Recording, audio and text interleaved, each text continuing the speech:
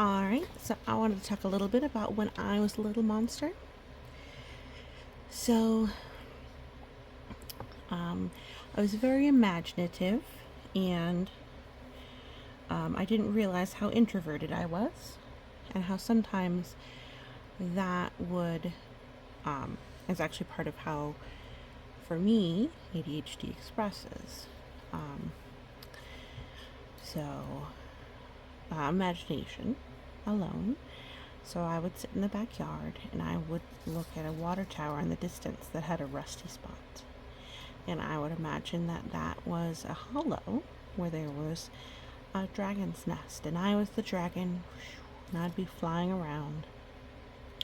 So in my imagination, I was a dragon flying. I wasn't pink and purple, but I figured that worked out pretty here.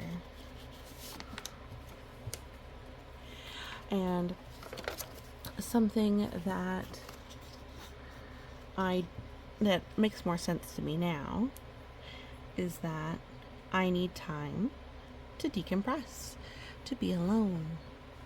Everyone needs some time to be alone, but it's very easy for me to be overwhelmed, overstimulated. So when those situations happened, I would retreat to a peaceful area. I loved to sit in a tree. I was very good at climbing trees.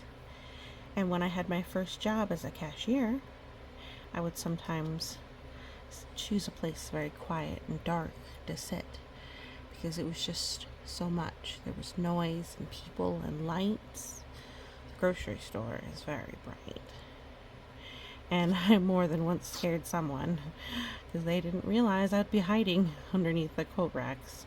And I wasn't really hiding. I was just sitting in the quiet, dark cool where I could help center myself. I realize now that it was very odd, but respecting that everyone has different levels of stimulation that they can stand, that they can deal with, is important. For me, it was important to be alone, to calm down, to center.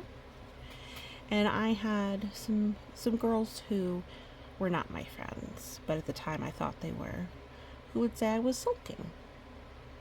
Sulking is kind of like pouting, but by yourself. And that's not what I was doing. I wasn't sulking. I needed time by myself because everything was just too much. It was just too loud. It was too bright. It was just too much. And it's okay. If you have something like that and it's hard to express with words, that you need to spend some time alone by yourself to think, or even just to breathe, and that's all right. You can spend time like that for yourself.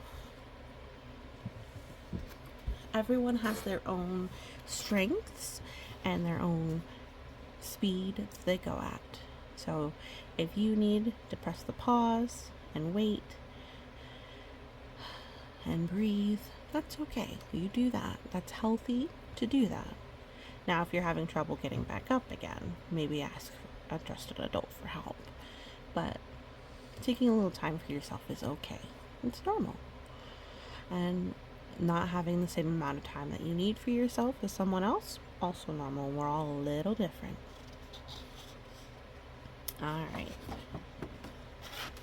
Now this was just something I wanted to do because I thought it was fun. One of my treasured memories when I was little is that my mother would take me, and I believe my siblings, I can't remember now, but we would go to the library and we would pick out books, and it was so magical. Magic. You create, adventure, mystery, library, imagine, bookstore. But we would go to the library and we would check out all the library books we could. There was a maximum of 50 books, so we'd pick out 50 books each weekend. And then, after we had gotten all the books from the library, we would go to a bookstore, and we could pick out a couple of books there too. It was always so fun. And I would write down the books from the bookstore that I wanted to check out from the library and maybe see if I wanted to buy them. So it would be so many books. It would be like a treasure chest of adventures and mysteries and things like that. I've definitely read, I think, well over 100 Nancy Drew books. If you've never read Nancy Drew, it's fun. It's mystery novels. It's Nancy Drew is the girl who solves mysteries. Carolyn Keene is the pen name, but multiple people have written the books over the years. But books are kind of my magical adventure. So, thank you so much for listening. You have a good day.